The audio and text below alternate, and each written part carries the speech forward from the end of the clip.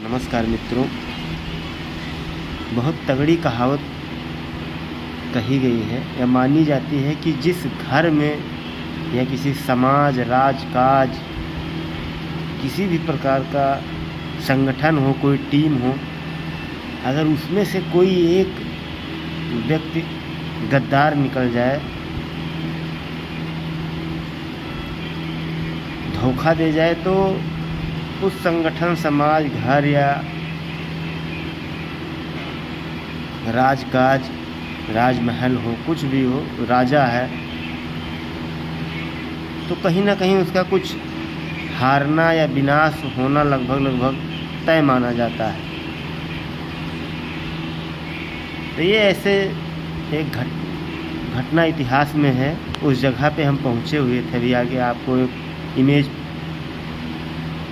दिखाऊंगा जहाँ पे हम पहुँचे हुए थे। तो वही इतिहास की बात याद आ गई वहाँ पे पहुँचने पर कि हम लोग जानते हैं प्लासी का युद्ध। तो दोस्तों हम बात कर रहे हैं प्लासी युद्ध की। उस समय बंगाल के अंग्रेज हावी हो चुके थे।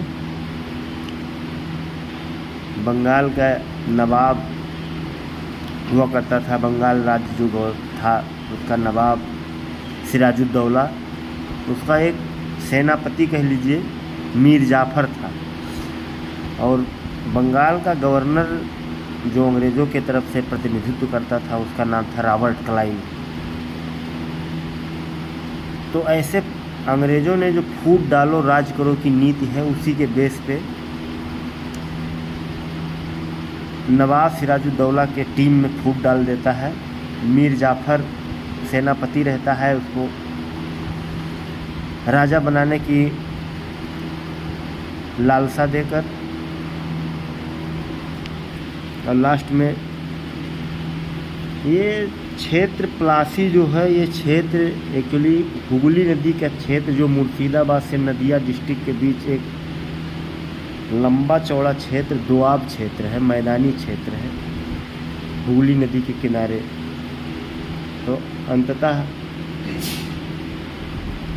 रॉबर्ट क्लाइव युद्ध का ऐलान कर देता है। युद्ध होता है, काफ़ी लंबे दिनों तक युद्ध संघर्ष चलता है।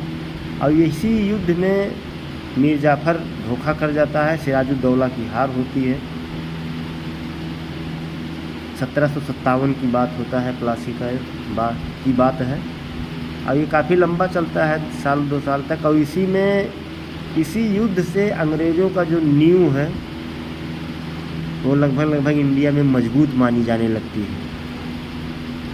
सिराजुद्दौला हार जाता है मीर जाफर की धोखा देने के कारण। अंग्रेज़ उसको कुछ दिन का नवाब बनाते हैं, फिर उसको हटा देते हैं।